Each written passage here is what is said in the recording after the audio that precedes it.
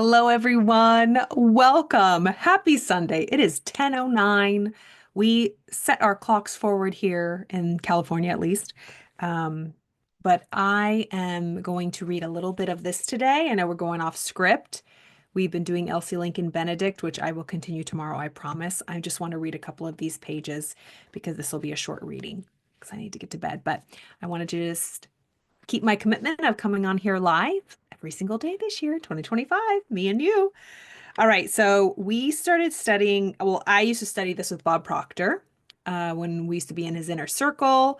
And this was one of his favorite books. And he had us study just sentences and paragraphs for months.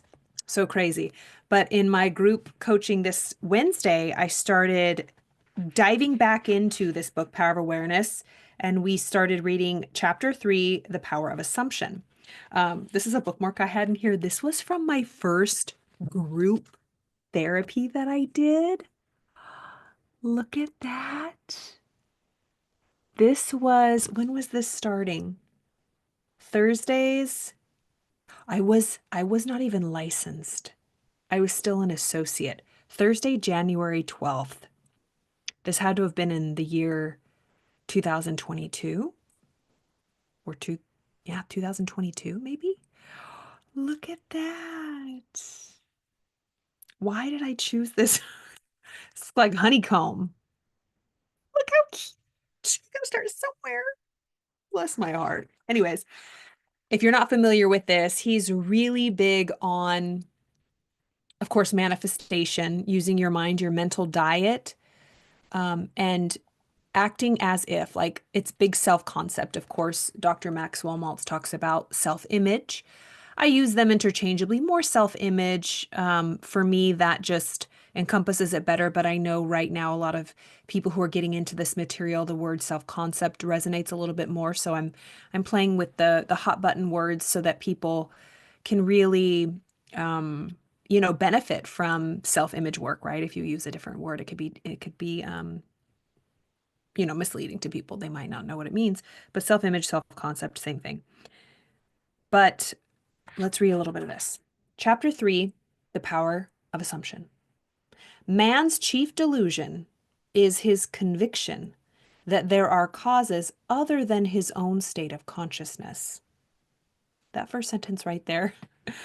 One of the women who are in the group is not familiar with this book. And she's like, wait a minute. He's calling us delusional. I said, yeah, we are. Man's chief delusion is his conviction that there are other causes other than his own state of consciousness. So I like to read it, and I was putting our names in it. So I was putting my name, like, Carla, your chief delusion is your conviction that there are causes other than your own state of consciousness. Reading it again to myself. My chief delusion is my conviction that there are causes other than my own state of consciousness.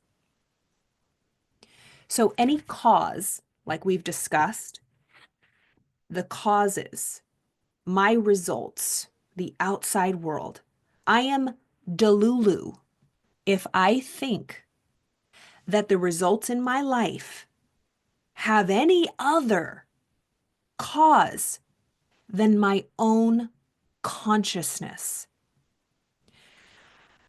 This year, you guys have been, if you're watching this, I was saying that this year, 2025, I said, I don't know, something unlocked, man. Like, I am in my William Wallace era, like freedom. Everybody learns differently. I've always been that person. And maybe I don't want to reinforce this narrative, but my past experience has been learning the hard way, learning through pain, and really having to hit rock bottom. Like, for some people, they might get it on the first try. Not me. That hasn't been my experience in the past, but I learned from joy and from love now, and I learn very quick. I learn the first time around, the first merry-go-round, because I am acutely attuned to my intuition and I follow my inner guidance, my affirmations. However, in the past, I realized that if I was with a group of friends, and like when listen to this, I won't go into details, but in high school, for example, there was like a group of, say, 5 girls, and everyone was drinking, everyone was screwing around. But who's the one that got caught? Me. If everybody was, and I have admitted, I was caught under the influence driving. Let's just put it that way. I've gone into more detail before, but and said group of people, everybody did it. Not that it was, just like the local bar, driving home, you trust yourself after a couple drinks, after more than a couple drinks, that you're going to get home safe. Well, no amount of alcohol with driving is safe on any distance, right? It's very dangerous. I knew so many people who lost their life, young kids. And we think we're the exception to the rule. We think we're invincible, and we're not. And when I got caught, I knew right away. I said, guilty as charged, man. Like, guilty as charged. I'm a butthole. Like, I shouldn't be doing this. And I haven't done it since, right? I didn't stop drinking then. How old was I? 21, 22? I had just graduated from my undergrad. Anyways, tangent. But out of, everybody does it, but I get caught. Everybody's doing the same thing, but I'm the one that gets in trouble. It's just like one of those things where I could never get off the hook. That's just been a theme in my life. It can be a good thing and a bad thing. Actually, it's a good thing. I'm so grateful that life didn't let me get away with anything. That's the perfect way I could describe it. Life does not let me get away with anything. So I don't remember where this tangent was going, but oh, the William Wallace era. Oh, okay. Learning the hard way, like learning, you know, I study personal and spiritual development. I've had almost 20 years now. Okay. I'm a licensed psychotherapist. I've worked with thousands of people at this point. And I am such, um, what's it called? Obsessed, magnificent obsession. I love to study. I'm a great student. And it makes me a good teacher. I've gotten beautiful compliments to how I explain things. I can explain things in a way that people understand. And with all of that said, it still doesn't mean that in the past, because I studied and taught, that I got it, right? I could help other people get it, but if you've ever done something, you can see it and you help other people do it, but for whatever reason, it doesn't click for you. Well, it's clicked for me, and I am just like going all in. I used to be afraid of using, I don't know why, manifestation. I don't care. Because people judge it, right? It's fear of criticism, what other people will think. But the truth is, we are creating all the time. And that's what this book is about. Neville Goddard talks about how we manifest and we create the circumstances in our life. And we can, by the way we think about it. And I used to be really heavy into Neville Goddard. I used to have daily studies. I have hundreds of calls. We used to meet Monday through Friday at 9 a.m., circa like 2020, during the pandemic, 2021. And for whatever reason, I don't know, when I started going full in on my therapy practice, I got away from this. It's still in me, but I don't know what it was. Maybe I got like burned out. I'm not sure. But it's just been, I mean, it's timeless wisdom and it's the truth. I think maybe I started getting, I don't know, maybe irritated with it because it wasn't, quote, working for me, or I wasn't applying it or whatever.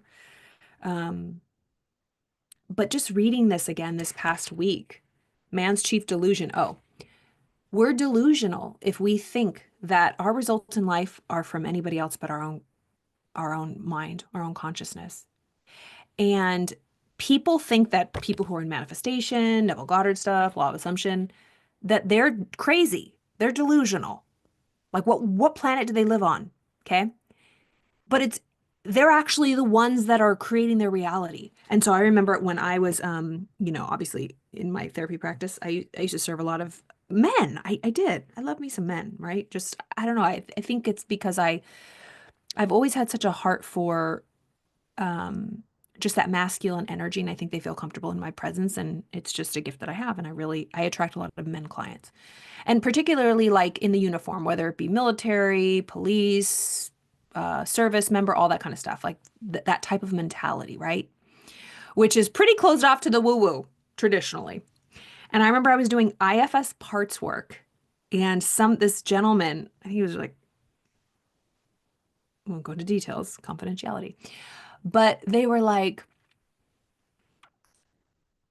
this is crazy. This is weird. Like going into your imagination and like going deep into parts work and finding the parts of you and all that if you know parts work. And I said, you're consciously engaging with parts of you and exploring your emotional world. This is the most sane thing you've ever done, right? And then he said that he goes, wow, like, and so I said, what is actually insane and delusional is for us to walk around all day unconsciously talking to ourselves and being in pain and getting terrible results in our life without ever questioning it. What you do in this hour session once a week with me is the most sane thing you do. When we do our inner work, it's the most sane we ever are. But when we're reciting our affirmations, writing them down, meditating, oh, we're like, oh, this is the woo-woo stuff. Oh, it's like, that's actually the stuff that creates your life. So, we have it backwards. That was a long tangent about this work and what Neville Goddard teaches, how people think it's crazy. But he's saying here, you're crazy. You're crazy and you're convicted about it, that you believe that there's things outside of you that create your circumstances. No, it's your consciousness. All that befalls a man, all that is done by him, all that comes from him happens as a result of his state of consciousness. A man's consciousness is all that he thinks and desires and loves, all that he believes is true and consents to. So, stated it another way, everything that you think, everything that you desire, everything that you love, everything that you believe to be true, everything that you consent to creates your results in life. That is why a change of consciousness is necessary before you can change your outer world. You have to change the inner world before you can change your outer world. Living from the inside out, not the outside in. If we want anything to change in our life, we must first change the inner world. It's the only way. And so it's like I said, it's 180 degrees from what we're programmed to think. We think that by trying harder and doing all this out here, that it's going to change the way we feel and we're going to be happier. No. We must train ourselves over and over and over, like an animal. It's like our mind is like a child. It's like a baby. It's just wandering around, going to walk off a cliff. It's like, no, no, no, no, come over here. We're mind training ourselves. And yes, it takes effort, energy, attention, work. But once you do it, it's there. It's like muscle memory. It's like working out. It's a lifelong process. Maintenance, right? The first part is tough, but then you maintain. Same with your mind, exercising the muscles of your mind. Anywho, so I have a lot of I think I have playlists of this on my YouTube channel. Check it out. Neville Goddard, The Power of Awareness. I do. I did it a few years ago. And the Awakened Imagination, which is included in this edition as well. What else? I think I did a few Neville Goddard books. Enjoy that if you're not into it. That was a fun time. Those videos were a fun time. Oh, such a good time. Yeah, but I'm going all in on this. You guys already know I'm going all in on this YouTube, but tomorrow I'm rolling out my new offers. I'm going to put a link to my link tree that has all of them and more details to come. But if you're interested in any of them, you can click and book and all that jazz. So what I'm doing is I'm opening back up one-to-one, one-off, like therapeutic coaching sessions. So a 1 hour one-to-one with me. I'm going to offer those now. There's going to be like a couple spots open a day. I'm also offering my branding, the human design identity, kind of like your unique brand identity, which I've mentioned before. So that's now on the offerings. And then a big offering, I used to do the release to receive, focused more on a therapeutic overall life lens. But what I'm doing is I'm offering a 4-session package all about manifestation and self-concept. Very specific. And I admit right now that I've wanted to do this for so long and I was afraid. I'm waiting for permission. I have no idea why. But I am so passionate about personal development and helping people get over their blocks when it comes to manifesting what they want in their life and shifting their self-image, their self-concept. So when we dive in to these therapeutic sessions, I use EMDR, IFS, EFT tapping, but more so EMDR to reprogram and rewire your mind, your subconscious. Change the associations. What is blocking you? Why are we stuck in the same places? Why do we continue to get the same results? Why aren't things changing? And so that's what I'm dedicating this to. So it's manifestation and self-concept therapy. Manifestation and self-concept therapy. I'm so excited. So I'm going to do all the details on the page, but I believe I'll put the link here too. I'll put the link to book, but if you want to learn more about it, I actually offer consultations. Let's start with that, consultations, but then the links will be added too. But check it out. I am so excited, and I just appreciate all of your support. So we'll continue back on with Elsie Lincoln Benedict, How to Get Anything You Want. We're going all in, you guys. We're going all in on really feeling good about our lives and doing what we want. Why are we holding back? I used to get so caught up and tangled in my head, talking about how to EKG when I was 12, like just anxiety, just in my mind, thinking there's a right way to do life. It's like, no, there isn't. There's so many blocks, just beliefs, narratives. They're not true.